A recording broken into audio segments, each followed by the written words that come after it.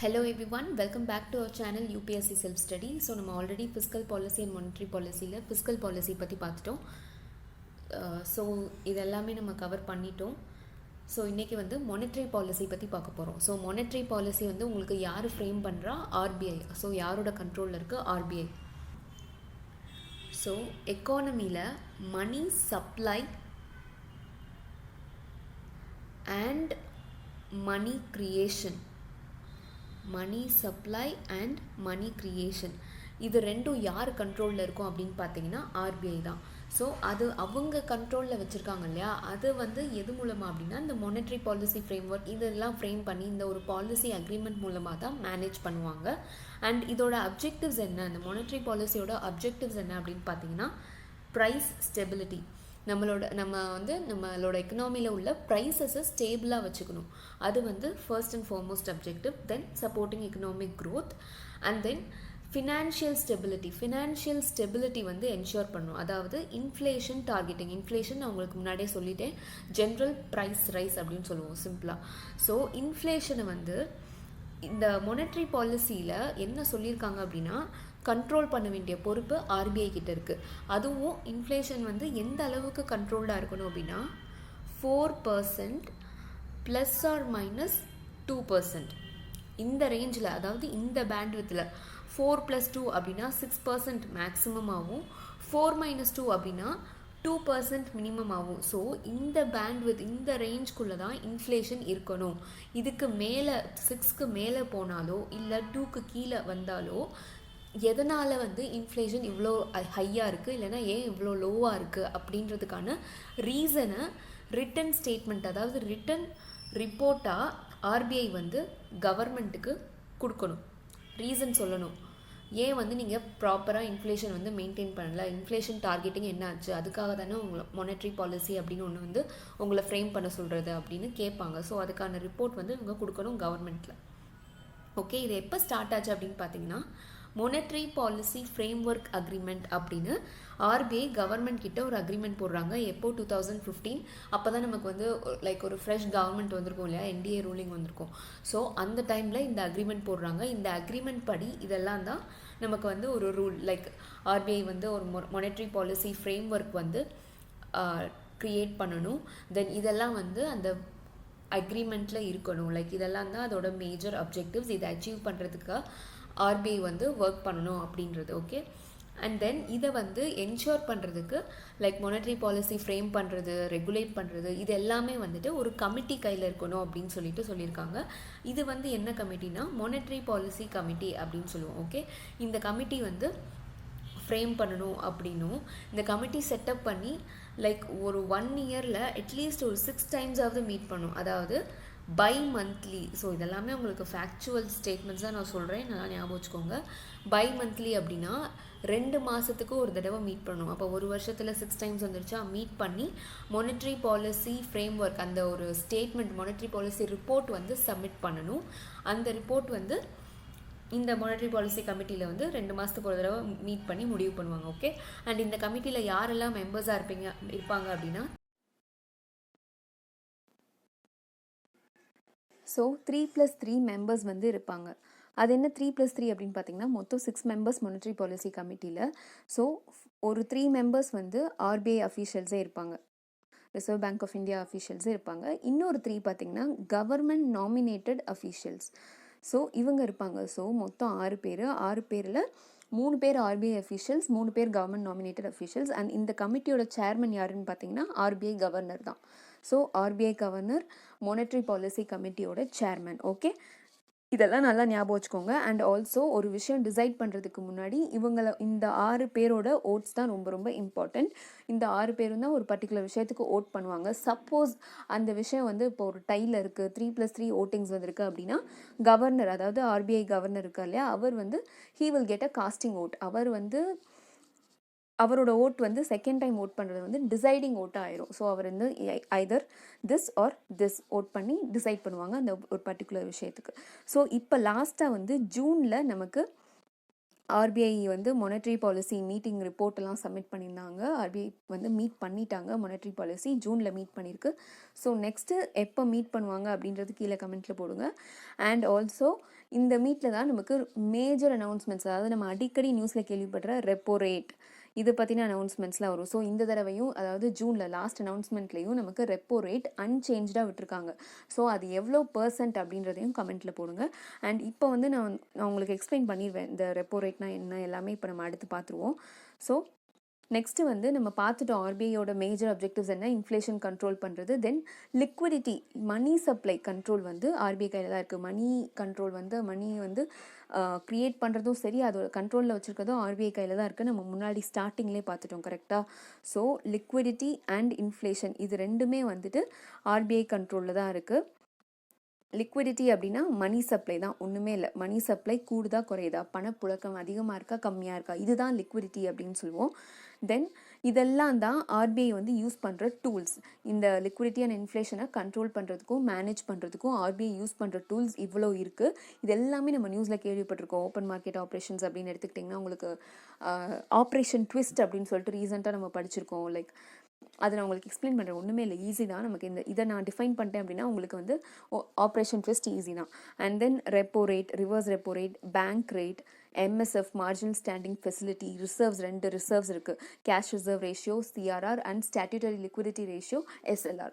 இதெல்லாமே வந்து நமக்கு தியரி பார்ட். எக்கனாமிக்ஸ் எடுத்துக்கிட்டாலே உங்களுக்கு ஃபஸ்ட் அண்ட் ஃபார்மோஸ்ட்டாக இதை தான் சொல்லி தருவாங்க பேங்கிங் ஆப்ரேஷன்ஸ் பொறுத்த வரைக்கும். Okay, then market stabilization scheme, இது ஒரு particular scheme. Then expansionary or contractionary, அதாவது நம்ம ஃபிஸ்கல் பாலிசியில் எப்படி எக்ஸ்பான்ஷனரியாக இருக்குது கான்ட்ராக்ஷனரியாக இருக்குது அப்படின்னு பார்த்தோமோ அதே மாதிரி மானிட்டரி பாலிசிலையும் உங்களுக்கு எக்ஸ்பான்ஷனரியா இல்லை கான்ட்ராக்ஷனரியா அப்படின்னு இருக்குது. இதெல்லாமே நம்ம படித்ததுக்கப்புறம் உங்களுக்கு வந்து இது ஆட்டோமேட்டிக்காக உங்களுக்கே அண்டர்ஸ்டாண்ட் ஆயிரும். ஓகே, ஸோ இப்போ வந்து டெஃபினிஷன்ஸ் நான் உங்களுக்கு சொல்லிவிட்டு அதுக்கப்புறம் அதோட இம்பேக்ட் வந்து எந்த அளவுக்கு எக்கனாமியில் இருக்கும், என்ன மாதிரியான இம்பேக்டாக இருக்கும் அப்படின்றதையும் நான் சொல்லிடுவேன். ஏன்னா இப்போ வந்து நம்ம ஃபிஸ்கல் பாலிசியில் பார்த்தோம், இப்போ கவர்மெண்ட் டேக்ஸ் இன்க்ரீஸ் பண்ணுறாங்க அப்படின்னா மக்கள் கையில் பணம் வந்து குறையுது அப்படின்னு ஒரு இம்பேக்ட் ஆகுது. கரெக்டாக, கவர்மெண்ட் டேக்ஸ் இன்க்ரீஸ் பண்ணல, இங்கே பணம் குறையுது. அதே மாதிரி ஆர்பிஐ வந்து இப்படி ஒரு ஓப்பன் மார்க்கெட் ஆப்ரேஷன்ஸ் பெர்ஃபார்ம் பண்ணல, இல்லை ரெப்போ ரேட் இன்க்ரீஸ் பண்ணல, டிக்ரீஸ் பண்ணல, என்ன மாதிரியான சேஞ்சஸ் வந்து எக்கனாமியில் வருது, அதை வந்து எந்த மாதிரியான டைமில் வந்து இந்த மாதிரி ஸ்டெப் எடுக்கிறாங்க அப்படிங்கிறது எல்லாமே பார்க்க போகிறோம். Okay, so first open market operations. Open market operations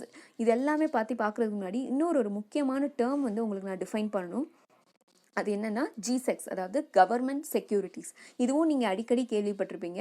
இது என்ன அப்படின்னா ஒன்றுமே இல்லை, ஒரு சின்ன ஒரு பேப்பர்னு வச்சுக்கோங்களேன், ஒரு டாக்குமெண்ட் தான். ஓகே, அதில் வந்து இப்போ நீங்கள் வந்து ப்ரைவேட்டும் இஷ்யூ பண்ணுவாங்க, அதே நேரத்தில் கவர்மெண்ட்டும் இஷ்யூ பண்ணுவாங்க. கவர்மெண்ட் செக்யூரிட்டிஸில் அப்படி என்ன ஸ்பெஷல் அப்படின்னு கேட்டிங்கன்னா ஒன்றுமே இல்லை, ரிஸ்க் ஃப்ரீ.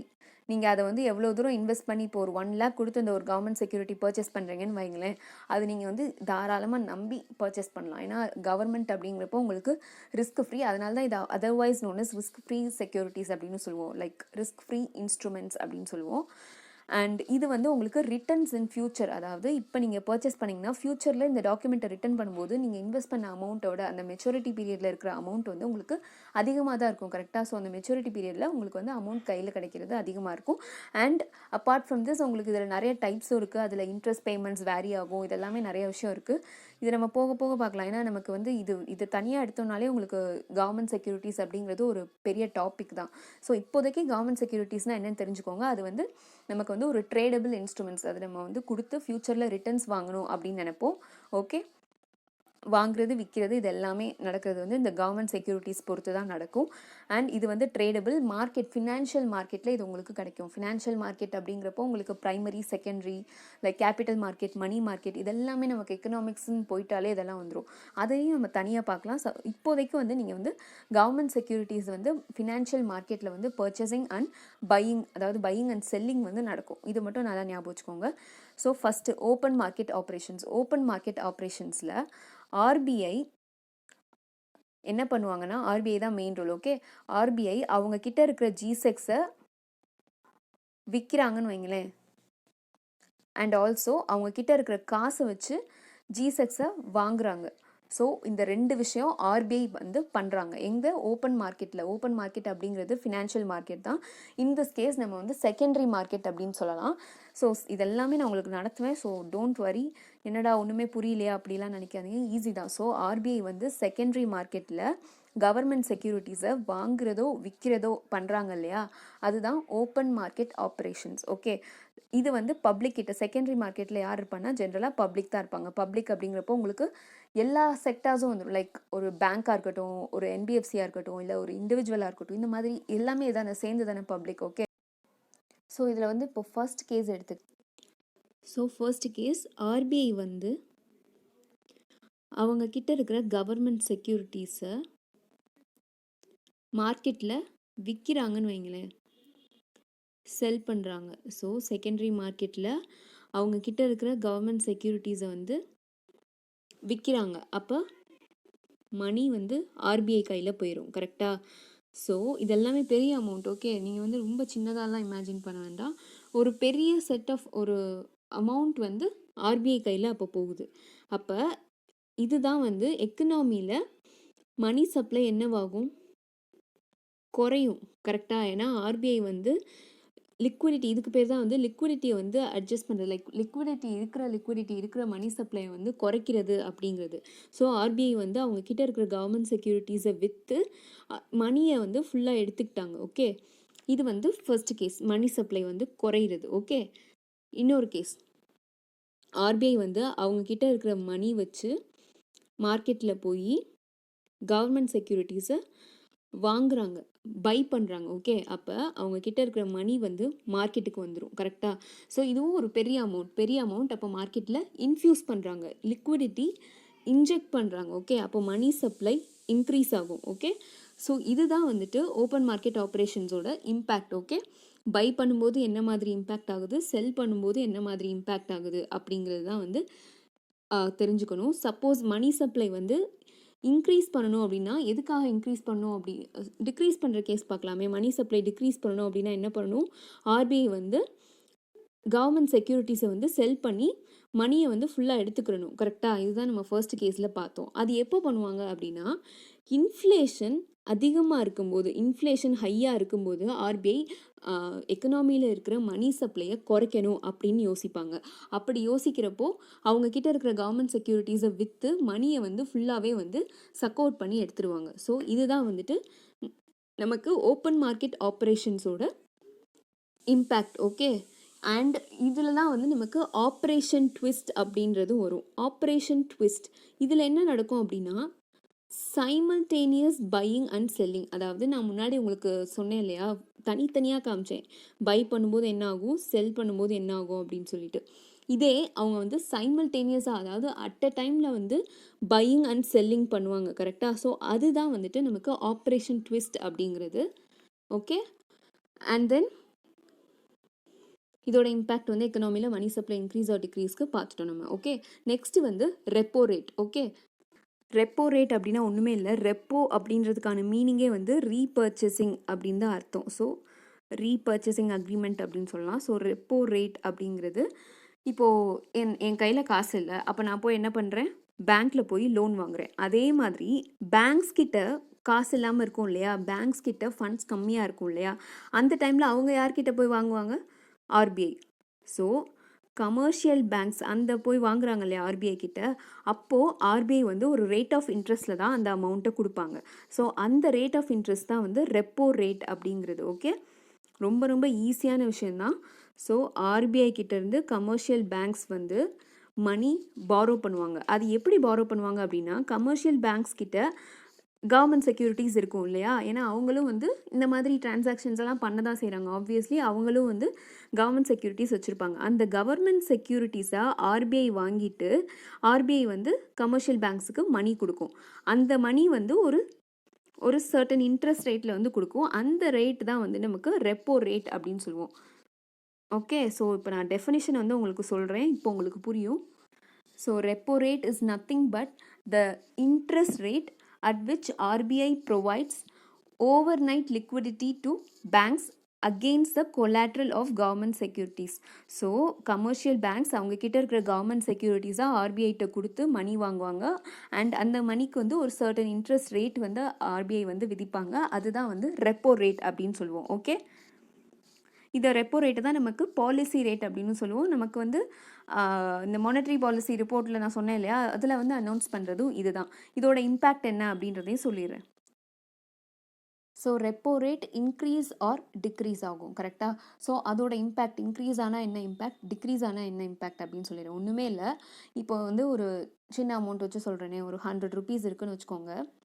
அதுக்கு வந்து கமர்ஷியல் பேங்க்ஸ் வந்து கவர்மெண்ட் செக்யூரிட்டிஸை வந்து ஆர்பிஐ கிட்ட அந்த 100 rupees இருக்குது, கமர்ஷியல் பேங்க் வந்து கவர்மெண்ட் செக்யூரிட்டிஸ் கொடுத்து அந்த 100 rupees வாங்கியிருக்காங்க. அப்போ வந்து ஆர்பிஐ 5% இன்ட்ரெஸ்ட் சொல்லியிருக்காங்கன்னு வைங்களேன்.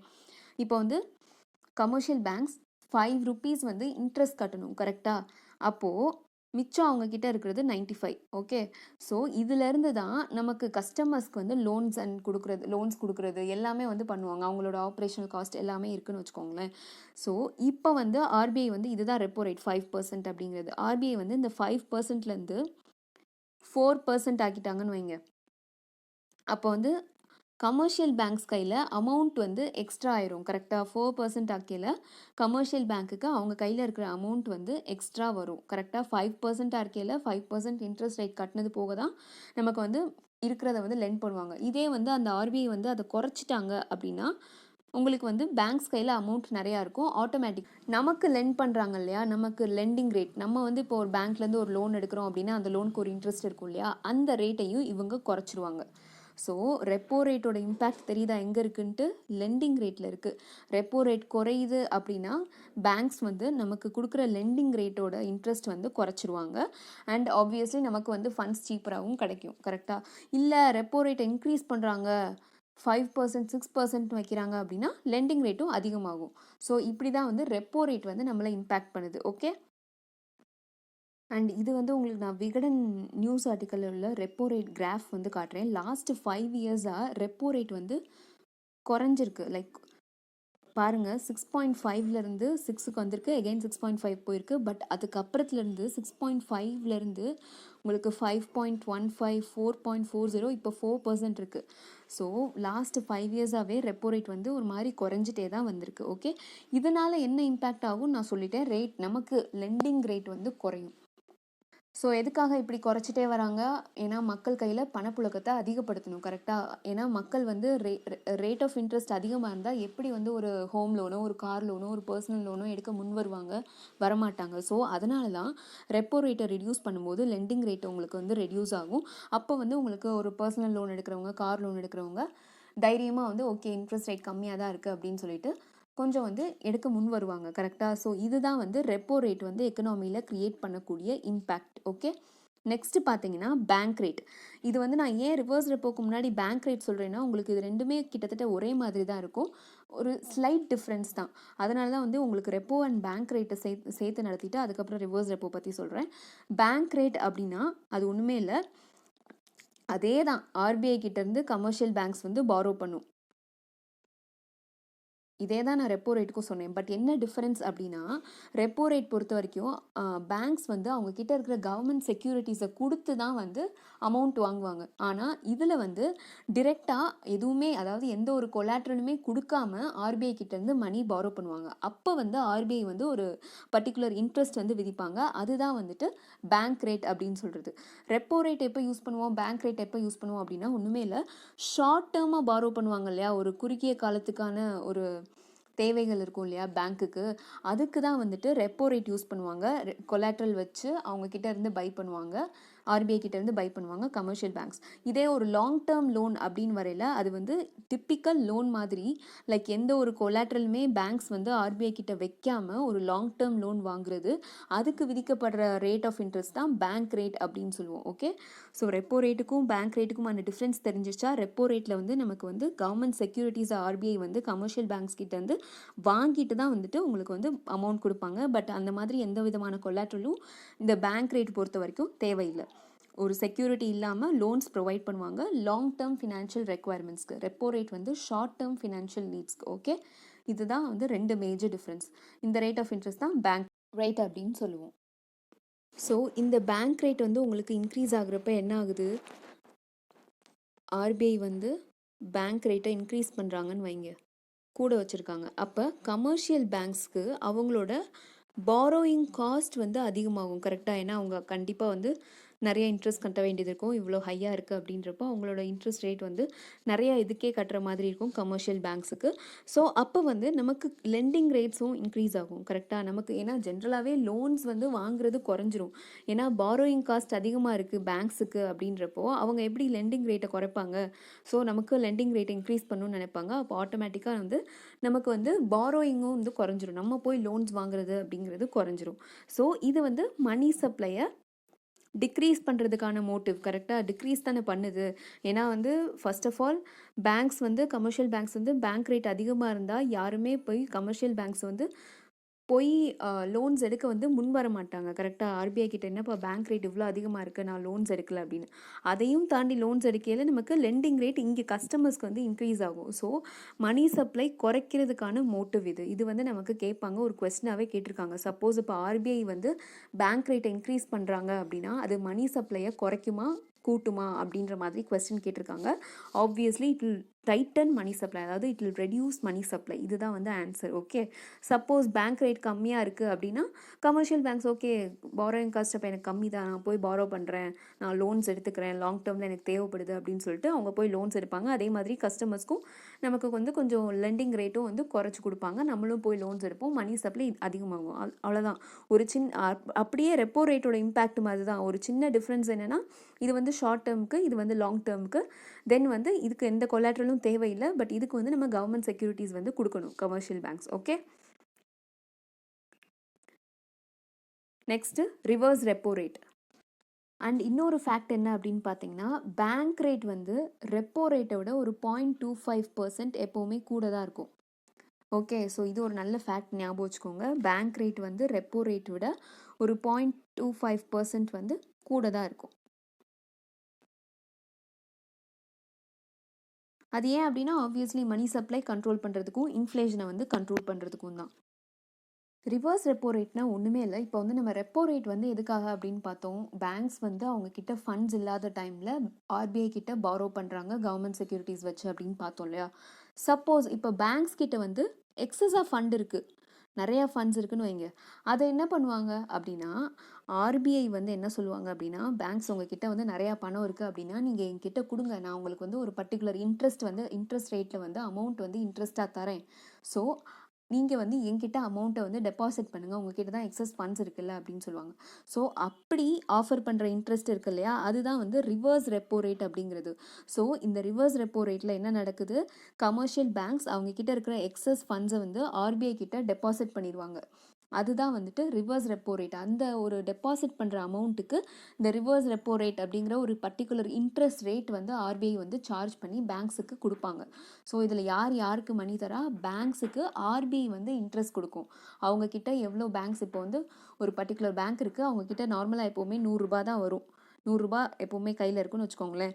சப்போஸ் இப்போ வந்து 10,000 இருக்குது அப்படின்னா ஆர்பிஐ வந்து நீங்கள் 10,000 வச்சுருக்கீங்கல்ல, என்கிட்ட டெபாசிட் பண்ணுங்கள், நான் உங்களுக்கு இன்ட்ரெஸ்ட் தரேன் அப்படின்னு சொல்லுவாங்க. ஸோ ஓகே, இது நல்ல இன்ட்ரெஸ்ட்டாக இருந்துச்சு அப்படின்னா பேங்க்ஸ் டிசைட் பண்ணி ஆர்பிஐ கிட்ட வச்சுருவோம், ஓகே நல்ல இன்ட்ரெஸ்ட் ஆஃபராக இருக்குது அப்படின்னு சொல்லிட்டு. இல்லை இன்ட்ரெஸ்ட் ரேட் ரொம்ப கம்மியாக இருக்குது அப்படின்னா பேங்க்ஸ் வந்து உள்ள ஆர்பிஐ கிட்ட வந்து டெபாசிட் பண்ணி வைக்க மாட்டாங்க. ஓகே, ஸோ இப்படி வைக்கிறதுக்கு வந்து அந்த இன்ட்ரெஸ்ட் ரேட் இருக்கு இல்லையா, அதுதான் வந்துட்டு ரிவர்ஸ் ரெப்போ ரேட் அப்படின்னு சொல்கிறது. ஸோ இதை எப்படி மணி சப்ளை இம்பேக்ட் பண்ணும், ஒன்றுமே இல்லை, ஈஸி தான், எல்லாமே நீங்கள் அண்டர்ஸ்டாண்ட் பண்ணுறது தான் இருக்குது. ஸோ இப்போ வந்து ஆர்பிஐ வந்து ரிவர்ஸ் ரெப்போ ரேட் வந்து ஒரு 5% அனௌன்ஸ் பண்ணுறாங்கன்னு வைங்களேன். முன்னாடி வந்து 4% இருந்தது, இப்போ வந்து இங்கே 5%. இப்போது 5% அப்படிங்கிறப்போ உங்களுக்கு வந்து இன்ட்ரெஸ்ட் ரேட் அதிகமாக கொடுத்துருக்காங்க. அப்போது அந்த 10,000 வச்சுருக்கிற பேங்க் வந்து என்ன பண்ணும், வெளியே வந்து நான் இவ்வளோ லெண்டிங் ரேட் வந்து இவ்வளோ கம்மியாக வந்து வெளியில் கொடுக்குறதுக்கு நான் உள்ள ஆர்பிஐட்ட கொடுத்து இவ்வளோ 5% இன்ட்ரெஸ்ட் ரேட் வாங்குவேனே அப்படின்னு சொல்லி அந்த அமௌண்ட்டை வந்து ஆர்பிஐ கிட்ட கொடுத்துருவாங்க. ஸோ அப்போ எக்கனாமியில் இருக்க வேண்டிய அமௌண்ட் வந்து ஆர்பிஐ கிட்ட போயிடுது. அப்போ மணி சப்ளை என்ன ஆயிடுது, குறைஞ்சிருது. ஸோ இதுதான் வந்து ஆர்பிஐ வந்து இன்ஃப்ளேஷனையும் மணி சப்ளையும் கண்ட்ரோல் பண்ணுறதுக்காக எடுக்கக்கூடிய மெஷர். சப்போஸ் மணி சப்ளையை குறைக்கணும் அப்படின்னு நினச்சாங்கன்னா ரிவர்ஸ் ரெப்போ ரேட்டை வந்து ஆர்பிஐ இன்க்ரீஸ் பண்ணி அனௌன்ஸ் பண்ணுவாங்க. தென் ஆட்டோமேட்டிக்காக கமர்ஷியல் பேங்க்ஸ் எல்லாமே ஆர்பிஐ கிட்ட வந்து அவங்களோட ஃபண்ட்ஸ், அவங்க கிட்ட இருக்கிற எக்ஸஸ் அமௌண்ட்டை வந்து டெபாசிட் பண்ணிடுவாங்க. இல்லை சப்போஸ் வந்து இப்படி வச்சுக்கோமே, ஆர்பிஐ கிட்ட வந்து முன்னாடி 4% இருந்தது, இப்போ 2% ஆக்கிட்டாங்க ரிவர்ஸ் ரெப்போ ரேட்டு, இவ்வளோ கம்மியாக ஆஃபர் பண்ணுறாங்க. அப்போ கமர்ஷியல் பேங்க்ஸ் வந்து ஆர்பிஐ கிட்ட அமௌண்ட் டெபாசிட் பண்ணுவாங்களா, கிடையாது. அவங்க வந்து வெளிய லெண்ட் பண்ணுவாங்க. வெளிய வந்து ஒரு பிசினஸ் ப்ராஜெக்ட்டுக்கோ, ஒரு ஒரு ஏதாவது ஒரு லோனுக்கோ வந்து குடுத்தா, வெளிய இத விட இன்ட்ரெஸ்ட் ரேட் நெறையா கிடைக்கும் அப்படிங்கிறப்போ, எதுக்கு நான் ஆர்பிஐ கிட்ட அமௌண்ட் வைக்கணும் அப்படின்னு சொல்லிட்டு கமர்ஷியல் பேங்க்ஸ் யோசிக்க ஆரம்பிச்சுருவாங்க. அப்போ வந்து மணி சப்ளை வெளிய வந்து இன்க்ரீஸ் ஆயிரும். கரெக்ட்டா? ஸோ மணி சப்ளை இன்க்ரீஸ் ஆகுறப்போ, ரிவர்ஸ் ரெப்போ வந்து ஆர்பிஐ குறைக்கிறாங்க. சப்போஸ் மணி சப்ளைய குறைக்கணும் அப்படின்னா, ரிவர்ஸ் ரெப்போவ ஆர்பிஐ இன்க்ரீஸ் பண்ணிருவாங்க. ஸோ இது எல்லாமே உங்களுக்கு வந்து கொஞ்சம் கன்ஃப்யூசிங் பண்ற மாரி தான் இருக்கும். But it's easy. Trust me ரொம்ப ஈஸி தான். நம்ம மிச்சம் 4 டெர்ம்ஸ் வந்து நெக்ஸ்ட் லெசன்ல பார்க்கலாம். ஏன்னா அது ரொம்ப லென்த்தியா இருக்க வேணாம். உங்கள ரொம்ப குழப்பவும் விரும்பல நானு. ஸோ என்னென்ன பார்த்துருக்கோம்? Open market operations, repo rate, bank rate and reverse repo rate. Okay, reverse repo rate வந்து குறைஞ்சது அப்படின்னா மணி சப்ளை இன்க்ரீஸ் ஆகும். ஏன்னா ரிவர்ஸ் ரெப்போ ரேட் குறையும் போது எந்த ஒரு கமர்ஷியல் பேங்க்கும் ஆர்பிஐ கிட்ட டெபாசிட் பண்ணும் அப்படின்னு நினைக்க மாட்டாங்க. ரிவர்ஸ் ரெப்போ ரேட் அதிகமாக இருந்தால் தான், அதாவது இன்ட்ரெஸ்ட் ஆர்பிஐ வந்து கமர்ஷியல் பேங்க்ஸ்க்கு கொடுக்குற இன்ட்ரெஸ்ட் அதிகமாக இருந்தால் மட்டும்தான் கமர்ஷியல் பேங்க்ஸ் வந்து அவங்க கிட்ட இருக்கிற ஃபண்ட்ஸை ஆர்பிஐ கிட்ட டெபாசிட் பண்ணுவாங்க. Okay, so see you in the next lesson. Thank you so much for watching. Happy learning.